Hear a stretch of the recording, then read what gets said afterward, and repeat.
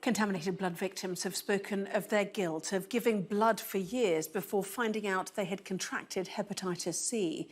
The public inquiry into the scandal, which caused thousands of people to be infected with HIV and hepatitis C in the 70s and 80s, continued today. The widow of a man infected by a blood transfusion told Sky News that affected families are living and dying in poverty, calling on the government to pay out compensation. Ashish Joshi reports. I will not pass quietly. I will scream from the rooftops and document every part of my passing and show you for what a bunch of lying, murdering criminals who have stood by and watched a victim die. Peter Burney didn't live long enough to see justice delivered. He became infected with hepatitis C following a transfusion using contaminated blood products. He battled against liver failure and other illnesses that ravaged his body. In the end, it was the cancer that killed him just before Christmas. Pete thought maybe a couple of years, 5, hopefully. And he said maybe 1 year, 2 years. And it just floored us. It floored us.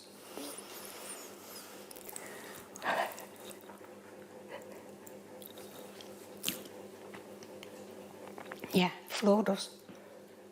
We were numb, having to come home and tell the grandchildren, my son, daughter-in-law.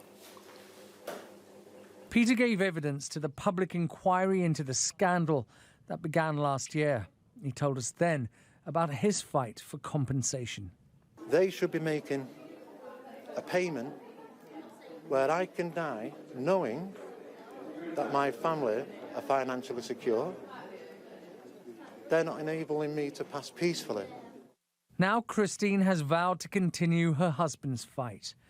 Thousands of victims were infected in the 1970s and 80s in what is the worst treatment disaster in the history of the NHS. He just wanted justice.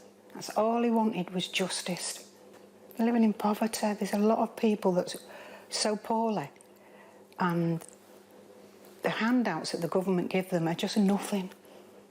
How many more have got to die? How many more families have got to be affected like we are?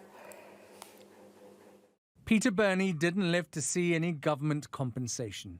You need to start taking notice of the death and the blood of the innocent victims you have on your grubby little hands. Any compensation, if it happens at all, is at least 2 years away. By then, hundreds more victims of the blood scandal will be dead. Ashish Joshi, Sky News.